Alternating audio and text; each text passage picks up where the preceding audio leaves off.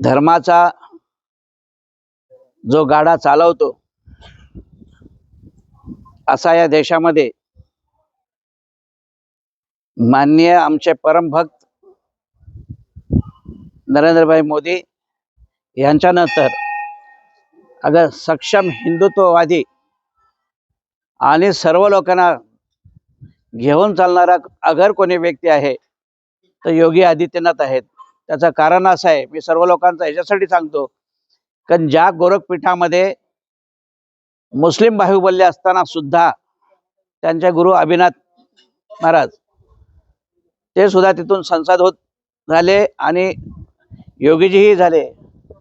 म्हणजेच अर्थ आहे की ते सनातनी आहेत आणि सनातनी प्रधानमंत्री मोदीजी नंतर व्हावा आणि त्या व्यक्तीसाठी अगर योग्य कोणी आहे तर योगी आदित्यनाथ आहे।